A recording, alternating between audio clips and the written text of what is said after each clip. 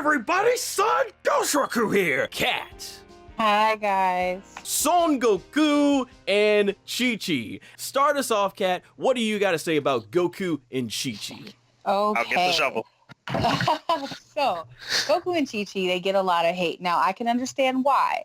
It's because, of all the couples in the Dragon Ball universe, they have the worst interactions with each other, I'll admit, but there's a reason that Goku loves Chi-Chi and vice versa. I really love, even though it's anime only, I'm going to take it to the Cell Saga, right? When Goku wakes up from his heart attack and him and Chi-Chi, they reconvene. The way that you see that they love each other, that's really cute. And a lot of people will argue, oh, that's anime only. That's not in the manga. It doesn't count. I personally love it. I understand that Chi-Chi's a tiger mom. Let's break down Chi-Chi for just a second here. So Chi-Chi's crazy, but she has a reason to be. Like from the time she's a little girl, she's seeing all these crazy things happen. Her son almost dies multiple times. Her husband does die multiple times. She just wants to raise a nice, quiet family, live in the hills, not worry about much. And she can't help that Goku doesn't have a job. She can't help that Goku has to save the world. So we would all have a little PTSD. Let's be honest. But for the most part, she's supportive. She trains Goten. I really love, I love a good couple. And while I love Goku and Chi-Chi, I'm saving all my chutzpah for my number one, which we'll get to later. But I just think that people, oh no, I'm really sorry. Majin Buu came along again. Yeah, Majin Buu, get out of this. He's so awful. He's not a good person.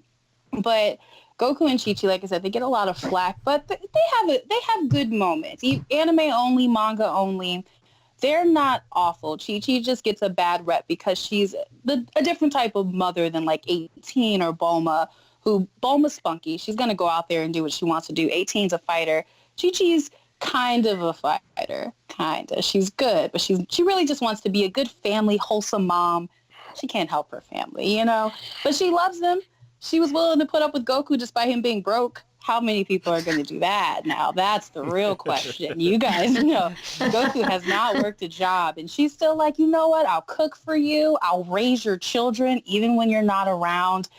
She deserves some props. She gets too much hate. She gets way too much hate. When you look at Goku and Chi-Chi, I think so many times a lot of people in the world who look at Dragon Ball, they look at basically what goes on for what we see on screen or reading the manga, but think about what went on in those 5-year time skips from the end of Dragon Ball into DBZ. Think about what happened in those 3-year time skips when they were preparing for the Jinzuko Negan, aka androids. Think about what happens in 7-year time skip when she first hears Goku's coming back. She's excited because she gets to introduce Goten to his father for the first time, and then she's concerned, does she look too old and everything? So there's just these things about Goku that you could tell she really loves, and I agree, she has a lot of patience. And at the end of the day, like so many fans, I used to complain about Chi-Chi early on, like, oh my gosh, like, you have to save the world in order for Gohan to become a scholar. But at the end of DBZ, I'm like, at the end of the day, she's just a mother who wanted the best for her son,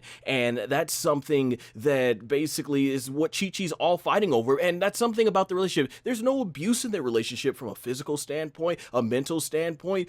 More actually, when I think about it, there are a couple of times in Dragon Ball Super where Chi-Chi does get physical with Goku to prove her point, but how serious can we take it given that we know how truly strong Son Goku is in Dragon Ball Super? So obviously he is allowing her to do so, but my main point here is anytime she's ever yelled at Goku, it's just because she wants things. She wants Goku to have a job to help provide for the family. She wants Gohan to have a good education. Now, I'm not saying I agree about her certain ideals that she had and the way she went about those things, but there is some lovingness in that family, and you see a lot during the 9-day wait for the Cell games. So it's just between those two things. I think Goku and Chi-Chi's not the most horrible couple. You hear so many times people talk about Goku's the worst father ever. They're the worst couple ever, and I'm like, I don't think it's that bad. There's some love there. It's just I think there is some disagreements that we get there. I can see Lennox's face. But the thing is, at the end of the day, Goku, he is selfish, and I agree with that part, because actually one of the biggest things of reason why I did put them at number 4 is because at the end of Dragon Ball Z, That's just a BS move. Goku leaving the tournament to go train Oob for whatever reason. I don't know why he can't just treat it like a 9-to-5 job. Use the instantaneous movement, train Oob all day, and come home and be with his wife. Especially with all the added material we got from Dragon Ball Super. I don't see why. We now know he has Migate no Gokui, the Ultra Instinct. Why can't Goku just even... How fast are these guys at this point now? But at that point, obviously, Toriyama was probably just ready to hang it up with Dragon Ball, working on it from the 80s up to 95, but stuff like that. There's just things compared to the other couples that we're going to talk about. Goku, there's just certain family values that Goku doesn't really fully understand, and that's one of the reasons I had to put him at my least favorite. I think clearly, honestly, Gohan and Gohan just period basically has really exceeded his parents, honestly, in that department, and we'll get more to that later. But that's my final take on Goku and Chichi. They're a couple that they do have that love for each other, and I feel like their motives are right, but it's just not done the same way. But I just don't think they're the worst thing ever. But let me ask you this, though. What makes you think that Goku has like such love for Chi-Chi? Because everyone says that, but I see it the other way around. Chi-Chi's like, oh my gosh, Goku, and she cooks for him all this stuff. Like, she still supports him. How does he love her back? Like, in what way do you see? Because you see in Dragon Ball, anytime they mess Goku's family or Earth is at harm's way, Goku goes all out to protect his family. He died twice in the battle with Raditz Cell. You know, what did he tell Gohan? You know, I'm proud of you. Take good care of your mother. Like, he does love them enough when he knows it comes down to life or death. Yeah, he has shown in the series that he loves them. It's just those family values. He doesn't have a good understanding because, as Lennox mentioned, Goku is designed by Toriyama to be like a man-child. I compare Goku kind of like the male lion. And if you look at the way lions are, the male lions, they basically don't do all the work. It's the lioness that do all the work. But if you come on their territory, that male lion's gonna come and rip you to shred and defend its pride. That's what I consider Goku. Yeah, there's just certain things about him as a family man that obviously is not gonna settle right with all of us, but let Cell or Boo come and want to destroy the planet, he's there to defend his family. And that's the type of love that I'm meaning for Goku. Like, he does love them in that sense. He gives everybody that type of love, though. Well, that's what I was about to say. I'm like, but he treats everyone on that level. So it's not that you're my wife, I care for you. It's like, you're a person on this planet, you know, and I'm going to defend the planet and you. Goku's you know, not like perfect. It doesn't. Oh, I can't. But you know, When we get to the couple, Goku's not perfect. I'm not saying he's perfect. I'm not saying Goku is perfect, let alone the greatest spouse. I'm just saying that I don't consider him to be this horrible husband that a lot of the fan base feel he is, though I do totally understand why they feel that way. I'm just talking about, to me, I feel that someone who willingly abuses their spouse, whether it be mentally or physically, or even cheats on their spouse and never tries to make amends, all fits that category to me as being a much more horrible spouse, which those are all things Goku has never done to Chi-Chi. Now, I'm not trying to make excuses for Goku, but one that I feel that has to be understand here about his character is like what Lennox said, how he's a man-child. He has that man-child mentality. Remember, Goku was raised in the woods and didn't have a proper upbringing in society, which largely led to him not having proper understanding of family values, like other characters in the series or to us, the audience, in reality. So going back to your question, Rebecca Rose Gold, despite the man-child mentality where Goku should know better, but he doesn't, I do feel he loves Chi-Chi, but in his own weird way. But it's because Chi-Chi has a full understanding of Goku and his shortcomings, she gives that love back to him. So it all comes down to a combination of Goku's doing things like, not out of spite, but out of not knowing better, even though he should have matured to know better by the end of the series. Now, at the end of the day, I feel Goku's not this despicable, monstrous husband. There's a lot worse spouses out there. Goku himself just doesn't have it up there all the way because he's so focused on his fighting. That's all I'm saying. I don't think he's the When worst. we get to the couple, I'm going bookmark this moment because there is a defining factor in what Goku does and what another individual does. But hey, I think I know. I think I know, and I think that's what I was thinking of when I said it. Where I'm like, but hey, this is a good conversation. You know. I'm glad we're getting so many opinions here. But let's move on to the couple that came in at number 3, Krillin and Hachigo, aka Krillin and number 18. One of the reasons that I love them is because at first for Krillin, it's very clear that he only cares about 18 because she looks good, right? Like Krillin, who's been wanting a girlfriend since early Dragon Ball, who's seen Goku get married. He's seen Yamcha have Bulma. You know, he just wants his shot, and here comes this robot, and she looks good. I also think that Krillin over time, you know, especially hearing from Trunks about how awful these androids are, seeing that this 18 is a little bit different, a little bit more humane. Also, they have a common enemy, which is Cell.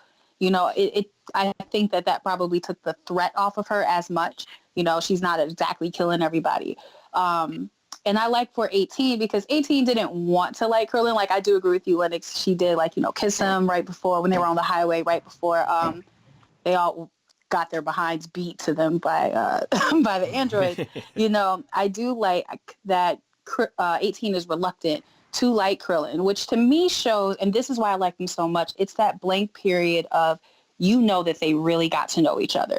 18 wasn't exactly like, let me go ahead and get on Krillin because he's on me. She had to come back, and she had to keep coming back. So there was something there that she probably was like, oh, here's this bulk guy who's, Krillin isn't conventionally attractive, I guess, in the Dragon Ball world. He's short. He's really strong. You know, he's got these cigarette burns on his forehead. You know, I'm sure a lot of ladies are just kind of like, whatever. There's just Krillin. And here comes 18 coming back to say, oh, this guy is actually interesting. She's giving Krillin a chance. For Krillin, he's like, oh, I can strike it gold. You know, Bulma never gave me a shot, so this is great. You know, so, and I do like their bond, especially, you know, in Super. I really love to see how far they've come when they fight together. Oh, that episode where they fought together. That was so cute. I just really enjoyed them together. I love that. Like Lennox was saying, that's time built up. You realize they had to like talk to each other. They're best friends. You know, they can talk to each other. For some reason, 18 thinks Krillin is really cool. Like in Super, when he flies off and she's just staring at him, she's like, kawaii. Oh, I forgot about that. Yeah. So she's like, she worships the ground this guy walks on. And you know it's because over time she realized that Krillin is really wholesome. He's a great guy. He's willing to die for his friends. He has died for his friends. He'll keep dying for his friends. You know, she recognizes all of these things about him. She gives him the shot. Like, she makes Krillin go from the underdog to, you know, a guy who can hold his own. And I really like what they do for each other. So I'm team K-teen all the way. Yeah. Krillin and 18 both have the understanding of family values. Someone told me their problem with 18 was basically that she seems too money hungry. But when you look at the actual series, every time she wants money, it's to provide for her family. She entered the tournament because she wanted more money to help provide. Listen, if you live with your spouse and your 2-year-old daughter with a 300-plus-year-old perverted man in that small house, I'm pretty sure you want to get out of there too, right?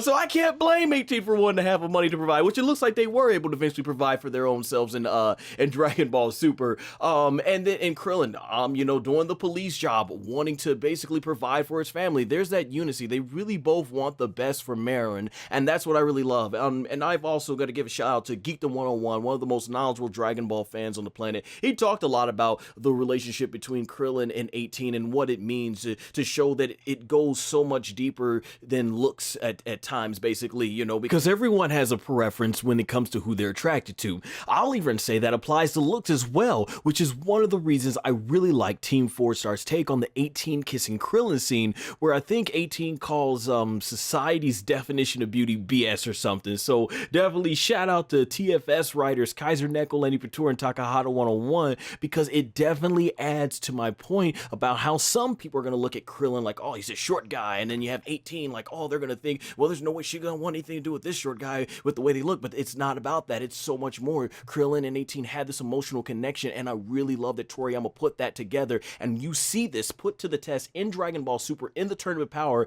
at least in the anime version, where Ribrianne was basically, you know, she talked all this whole time about love this, love that, and when she found out Krillin was 18, she's like, he's ugly, why would you marry that? And 18 lit her up, did that awesome tribute to when Goku killed King Piccolo, basically with the fists and everything, and blowing her up and everything, and it made a huge impact, because from that moment she said, I guess, you know, love goes far deeper than basically what you can see with your eyes, which is one of the biggest things I think Toriyama has done with this relationship. So I really do like that dynamic between Krillin and 18. Linux did make a good point. I personally am not a fan, and I know they do it a lot in like the Funimation show where 18 calls him a wimp, and even in the anime mostly and stuff. I'm not a really big fan of that, but at the same time I do also see the other flip side part of that, where basically it's what pushes him. Like there is a part in Super where they did something with the writing where he got hit by a bullet. Since when? Launch has been shooting Krillin in the face with a machine gun for how long? So what is going on with Krillin in Dragon Ball Super? The fact that he is down, he's getting hurt by bullets and stuff. But at the end of the day, when you get past that, I do think 18 is there for him and loves him and pushes him. And like you said, Lennox, she's not going to let anybody, you know, talk down on Krillin. She might do it, but she's not going to let anybody come down there and talk about it. And I just think it's really good. And it's a great story for Krillin, especially if you go anime only with Marin. When he gave up Marilyn, the one with the blue hair during the Garlic Jr. saga, which I know is forbidden, right? Fun times. I just gotta say it, Garlic Jr. saga. Whoever forgets the classic line, "Come to Big Daddy Garlic." See, I thought about that in my head. I wasn't gonna say it, but I thought it. That line always cracks me up. But the thing is, in that arc, Krillin thought that Baron was too good for him, and when he ended up letting her go, she was gonna say, you know, I would have said yes. And then when Krillin was like, oh, she would have, she just gets in with another guy and just hops off, which is a good sign that Krillin should have never got with her and everything. But then, and later on, he meets 18, and things are a lot more better, and it works out for him. And Kat, you're right, they took the time to know each other, so that's why I agree that they are definitely a better couple, just slightly over Goku and Chichi from a family standpoint. All right, Rebecca, go ahead and finish us off. Wait, did you say just slightly? Yeah, because like I said, in my opinion, because as I mentioned earlier, when you usually see Chi-Chi yelling at Goku, it's for a pretty good reason, whereas in the anime version, it just seems like there's these times 18 makes these straight up mean comments towards Krillin. I'll use a couple examples in the anime version of Dragon Ball Super's Tournament of Power arc. I think it's like between episodes 99 and 100. So 18 basically lets her guard down and is nearly eliminated, but Krillin ends up going ahead and saving her, and basically decides to poke a little fun at her by pointing out her mistake, because as we see earlier in episodes of Dragon Ball Super, 18 has no problem pointing out Krillin's mistakes, but 18, she ends up getting annoyed by this and ends up telling him not to laugh, and even the Elder Kaioshin's like, oh, that could have been a really touching moment. But then later on, when Krillin lets his guard down, moments later, and is eliminated, everybody just goes ahead and verbally craps on the guy, and his wife, who you think would have his back the most, ends up making the comment that, oh, and you call yourself my husband, and just makes Krillin feel like total crap. And from there, it just comes off to me in that moment that 18 doesn't like Krillin calling her out on her mistakes, but it's okay for her to call out Krillin on his mistakes. And I'm like, yeah, that just doesn't sit well with me. And then my second example comes again from an anime only scenario with the ending of Dragon Ball Z, is basically where during the Tenkaichi Budokai, aka World Martial Arts Tournament, 18 asks Krillin why didn't he enter the Tenkaichi Budokai, and he responds basically that he doesn't have a chance against Goku or Vegeta. And honestly, when we think about how Dragon Ball Super takes place before the end of Dragon Ball Z, who knows how strong these guys are within that in that tournament, with like the people you had in there, like what, Goku, Vegeta, Goten, Trunks, I think Fat Majin Buu, Pan, and a reincarnated Kid Buu in the form of Oob. So yeah, yeah, 18's response to justify her question is that she won the tournament 10 years prior, but gave the victory to Mark Satan. And Krillin's quick to point out how in that tournament, Goku, Vegeta, Gohan, etc., they all forfeit due to the whole Majin Buu fiasco. And if we're honest here, we know 18 was, even back then, had no chance against a slacking Gohan. And then that being said, it's basically her only response to this is to tell her husband that he has no nerves or guts, something along those lines, once again making Krillin feel like utter crap, which basically always made me wonder at that point, like, well, if 18 was that confident that he could earn some cash, then why didn't she enter, given that she's even stronger than Krillin? So yeah, it's just those little things. But once again, these are examples that aren't present in their manga counterparts. So it's most likely just the writing staff at Toei who wants to add this unnecessary element to their relationship. That's why in the anime I say they are just slightly above Goku and Chichi, because at least there's a much stronger sense of family values between both Krillin and 18, plus neither one is going to abandon the other, unlike Goku at the end of the series. However, on the flip side, Goku and Chichi sure don't talk to one another the way that 18 does to Krillin. So if we're talking strictly what Toriyama himself has written, I agree, way better couple than Goku and Chichi. And I'll just add one more thing too, is I really liked in the Super Buu part when they were on the lookout and everything, how even though 18's far stronger than Krillin, he cared more about the safety of them and having her lead the family and friends out while Krillin takes on Super Buu knowing he didn't have a chance. One of the most heartbreaking moments I ever saw in Dragon Ball. Oh man, that scarred me all day seeing Super Buu kill them. The poor Marilyn 18 like that and the whole family and friends. But we're gonna move on to number 2, Son Gohan and Videl. My favorite couple. They are the greatest couple in Dragon Ball history, and here's why. All of these different relationships we can talk about, there's this or there's that aspect of here and everything, but with Gohan and Videl, I think it's the best romance Toriyama's ever written. And if anybody knows, heard the interviews, Toriyama says himself that he's not good at romance, but I mean, what can you say about this relationship? I mean, think about Videl was so, like, you know, really pushy and everything, and borderline, didn't even respect Gohan, that he wanted to keep his secret safe. She blackmailed him into the tournament early on, but you see as she became more and more in love with Gohan, she changed into like just the sweetest person. And that's what I really like about Gohan and Videl's whole relationship, is not just that they're sweet, but they really have each other's backs. I talked about earlier is that Gohan definitely exceeded his parents. You know, you think about Chi-Chi being this overbearing mother. I don't see Gohan being that way with Pan. Case in point, just look at the end of Dragon Ball Z. He's letting Pan be free and train with her grandfather. When we see Gohan at that age, Bulma's asking, what do you want to be? A scholar, because my mom says I want to be a scholar or whatever. So it's like Gohan gives her more freedom, and even though it's not a part of the official continuity in Dragon Ball GT, it looked like even Gohan still let his daughter be free and everything and stuff like that. And then when you look at Videl, you know, I do miss what Videl was. She was such an awesome character from a fighting standpoint. Even though she got the crap beat out of her by Spokovich, she kept going ahead fighting and stuff. So it would have been nice to see that that dynamic continue with Videl. But like I said, she became this sweet person. Some of the episodes in Dragon Ball Super I thought really added to this is when I believe Mr. Satan and Gohan are being reckless with Pan, and Chi-Chi ends up going ahead and taking Pan away from them, and then Mr. Satan and Chi-Chi end up getting into this back and forth about what Pan's gonna be like, I guess how she would be raised or something, and it eventually ends up to where Pan and Videl are locked in a room with Chi-Chi and eventually Bulma, and they both are asking her, well, what do you want Pan to be? And Videl's like, hey, I appreciate it. You know, she appreciates the advice that she's getting from her family and friends, but she's like, you know, hey, she wants Pan to grow up the way she wants to, you know, as opposed to what her parents or even the grandparents here would want her to be. And I love that, because they both want to take on this new responsibility as parents together. They know there's going to be ups and downs, but the main thing is they want to do it together. And I love that aspect. Another great episode that I thought they did in Dragon Ball Super is when the guy tries to set up Gohan and have the actress kiss him, and then he takes a photo and says basically, oh, look at this, basically your husband is cheating, which was very out of this world for Dragon Ball. I'm like, wow, I've never thought I see a cheating storyline in Dragon Ball, right? But you bring that in there, and when he sends it to Videl, I already imagine most of the times like, this is it for Gohan. And the first thing Videl does, she gets in that guy's face, takes takes the what, like, basically rips up the photo, and she tells him, like, oh no, she knows her husband. She know that if there's a reason he's in the photo, it must be a good reason. Like, who are you to be coming here messing with people's marriages and all that stuff and everything? And I feel like us as the audience were with Videl, because we know Gohan, the type of person he is. He can be naive at some points like his father, but we know his heart is completely pure. He's pure of heart, and Videl knows that, and that is the strong love that she has for Gohan.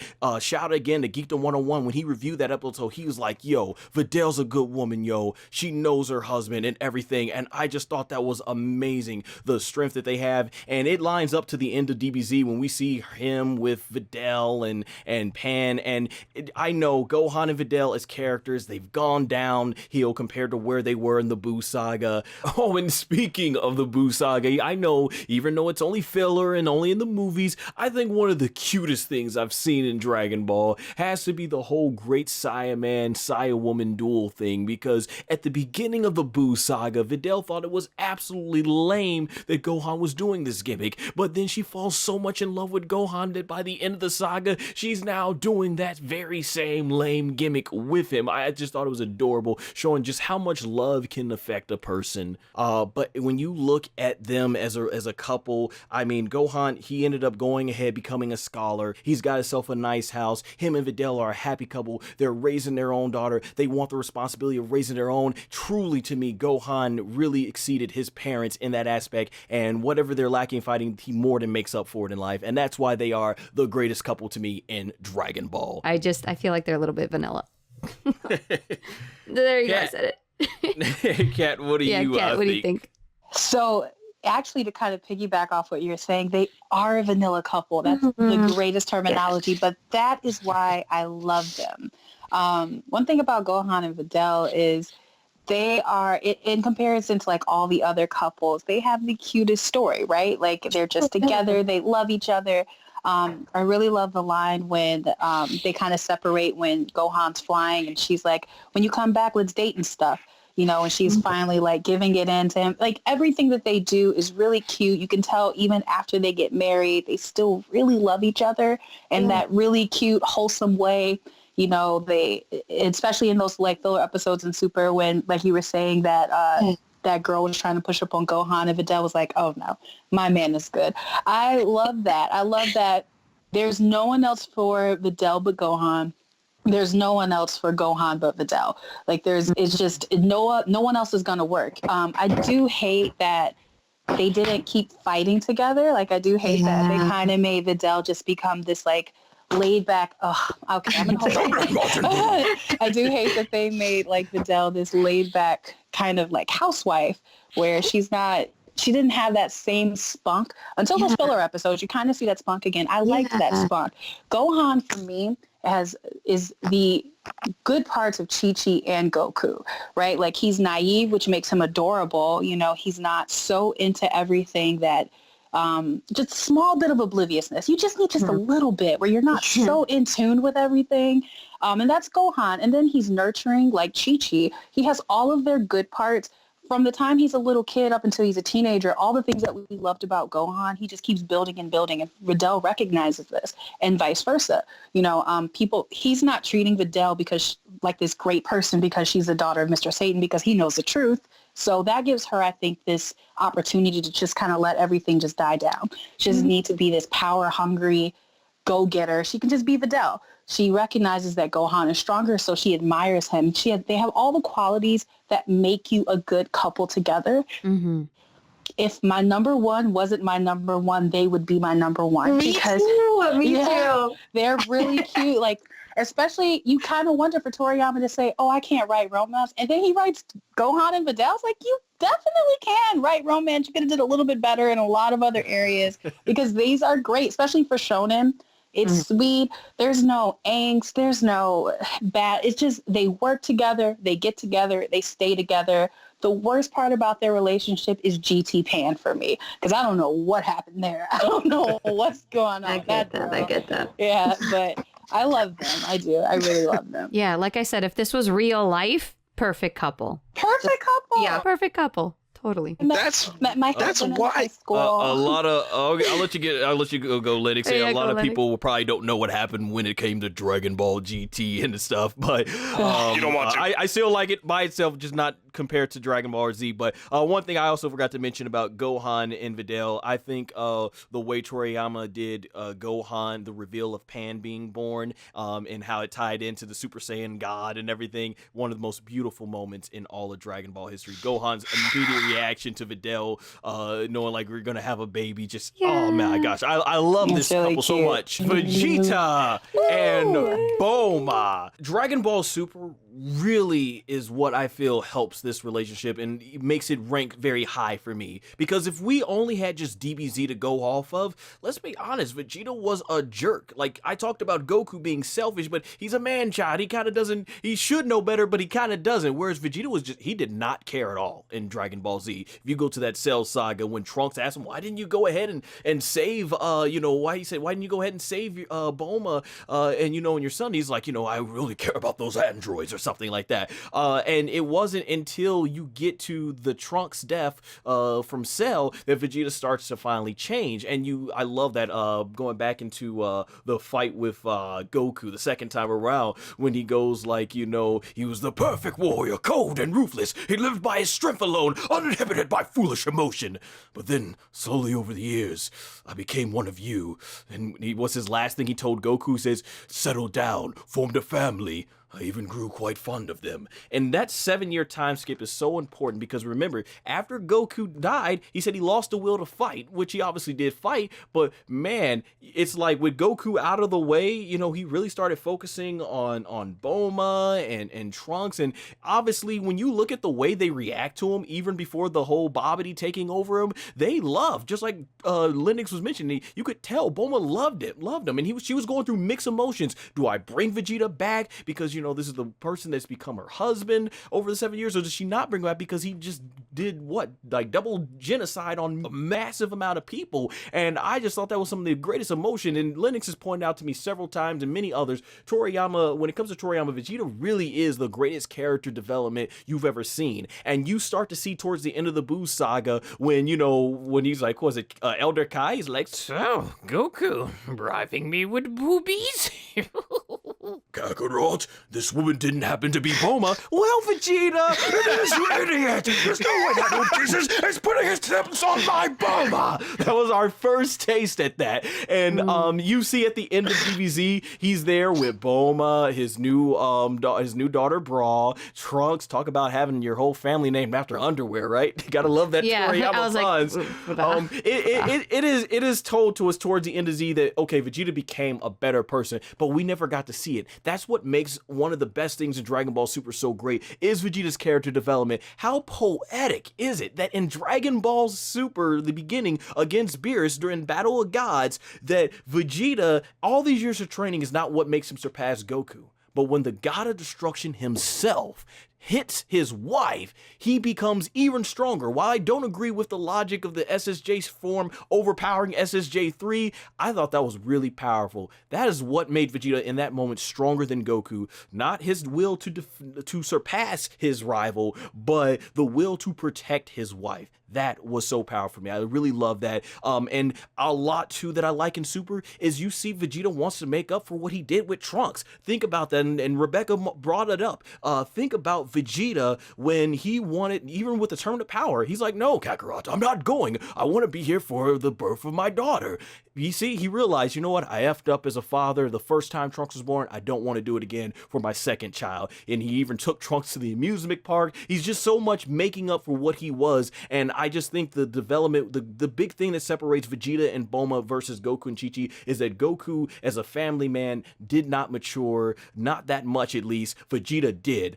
A lot, and I think that's why it's an easy pickings for Vegeta to be up here. And like Liddy said, there's still more to be developed, and I think from an entertainment standpoint, like Rebecca mentioned, Gohan and Videl are vanilla, but I think when it comes to Vegeta and Bulma, you have arguably one of the most popular characters from the fighter standpoint, and one of the most popular human characters, because Toriyama has kept both these characters relevant, so it's like two of the most charismatic characters coming together, and I think that's why this has become the most most popular couple in the whole Dragon Ball fandom. And I go back to that with Goku and Chi-Chi's relationship, is the fact that even no matter how many times Goku is gone, they still love him no matter what when he comes around. And I think that's the same thing can be applied to Trunks. Before Vegeta even hugged him once, he thought so highly of his father. You see it all. He's father this. He's like, my dad this, my dad that. And that's why I admit so much when he's like, Trunks, I haven't held you once since the day you were born. And he hugs him for the first time. Just, man, good stuff. Yeah, so great. We can really tell that, I can tell among this panel that the Vegeta's character development and how it ties into what Bulma has really emotionally affected us all as Dragon Ball fans.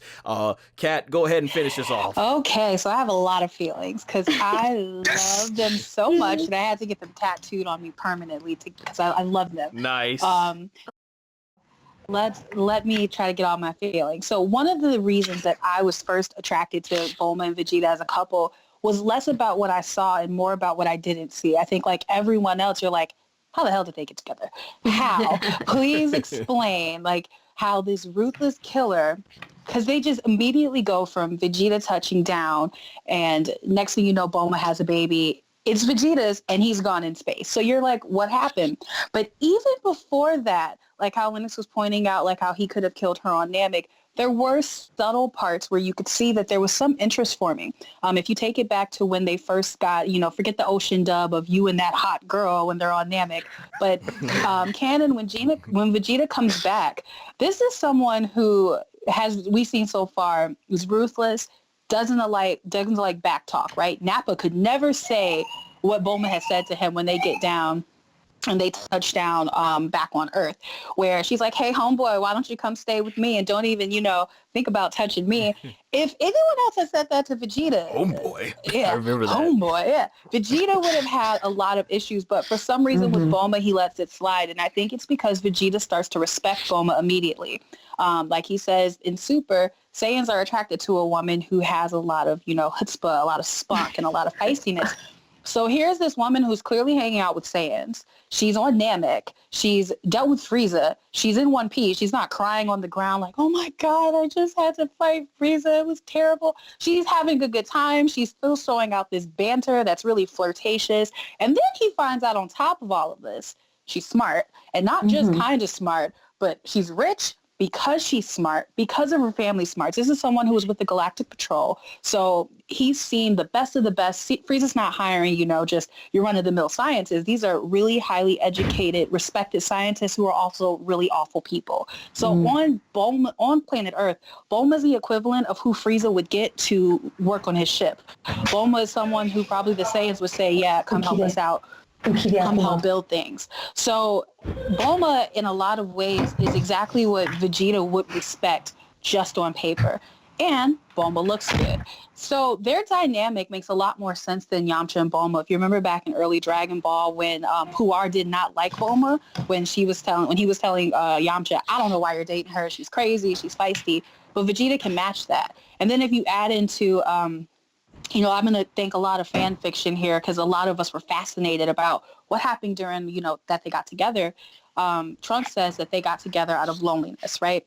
So you have Bulma, who's now all her friends are off training for Cell. Yamcha's not around as much. When he was around, he probably wasn't as emotionally involved because he's Yamcha and wants to be flirtatious. And then you have Vegeta, doesn't like anyone here, doesn't really trust anyone here. He's staying in her house. Probably the only person that he does respect is Bulma. They talk a little bit more. They get together a little bit more.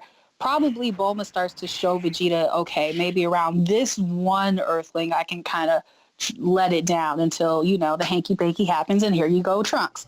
But at this point, Vegeta isn't ready to be a family man. He's not ready to be that. He's still held on to, like, this anger of Goku and wanting to surpass that. So, of course, he's not going to be all willy-nilly like, yeah, that's right, I'll be a family man now. It's like you said during the 7-year itch where he says, I'm not going to fight anymore. He has no choice but to be around his family. He's not awful. He's not a person who does not experience some sort of familial love because King Vegeta clearly loved his son, in the way that Saiyans love their sons. So he knows, he has good examples of what it means to be a good parent, So I think that time where they could really build together and become this family man so you can get to the point where I think the subtle cue of, if you take it to where he's being controlled by a Babidi and they're at the tournament, when Vegeta kills all those people, the person who's most surprised is Bulma. We as the audience aren't surprised because we're like, oh, well, we knew that Vegeta's a douche. But Bulma is like, oh my God, how can he do that? How else would someone have that reaction unless you've seen someone change, or you've seen someone become like better over time and become this person that's completely different than the Saiyan saga. And like you said, Lennox, I don't think that their story is done. I do love what Super did for them, those really small moments. Even something very subtle is, if you take whose birthday party was it? I can't remember, where they had Beerus trying to pretend he was, what's the nipple guy's name? Monaka? Monaka. Yeah, Monaka. When during that, wasn't it Marin's? Was it Marin's or Brawl's?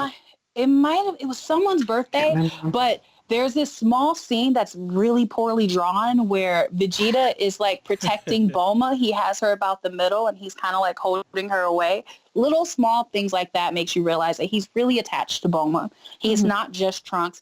She doesn't just become like, oh, the mother of my child. She's probably his best friend. She's probably, the person that he respects the most on this planet.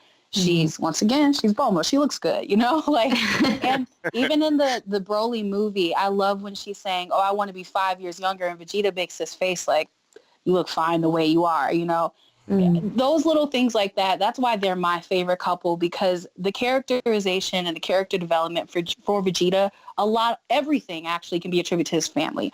It's not because of Krillin. It's not because of Goku. The only factors why Vegeta became a better person over time was Bulma and Trunks.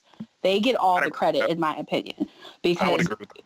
Yeah, and that's great. Like, that's fantastic. The two people, this girl with a nasty attitude that couldn't make it happen with Yamcha, that we've seen, constantly butting heads, changed the biggest villain that we've seen, aside from like Frieza and Cell, like one of the biggest villains that we've seen so far. She changed him just by having his baby and being around and probably not taking his bull crap. That's what, and he listens to her. Anyone else can't say the things that Bulma says to Vegeta, even in Super, when he's late to her birthday party and she screams at him on the phone. What's he do? He goes to her birthday party. Yeah, he's like, whatever. He tells Goku at some point, don't even try to argue with Bulma. She's just going to do what she wants. Vegeta, the same dude who, like, when Nappa tried to say something, he's like, are you saying something to me? This 6-foot-tall guy with muscle gave Vegeta an attitude, and Vegeta was getting ready to obliterate him, but Bulma's screaming at him. He's like, guess I'll go satisfy my wife. No big deal. I just can't. I have nothing but good things to say about them. I think, honestly, out of any anime I've seen, they're the most interesting couple because there's not a lot shown. So you're just kind of left with these puzzle pieces to put together, or Easter eggs. If you play like Xenoverse and all the even fighters, they have those moments where you get those little Easter eggs. I think that they're intriguing because you don't see it. And then when you do see it, it just confirms what you thought was happening in the first place. So I love them.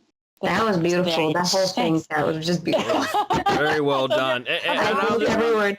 I'll add on to, I do think Goku had a huge help in developing Vegeta as well, because everybody called him jerks. Goku was always the one person that never let Vegeta really get under his skin. I think Vegeta, Bulma, those two really saw the best, and you had Trunks. They all three saw the absolute best in Vegeta, and eventually, it took a long time, but eventually Vegeta reached the mountaintop finally, and just becoming a better person to what we saw today. It has been an absolute pleasure talking all the 4 main Dragon Ball couples with you all. I had a lot of fun with this discussion. I hope you all have a lot of great time watching this or even listening to this, and hopefully it takes your mind off of what's going on in the world today. So hopefully we provided a great entertainment for you in this discussion. So this is the part where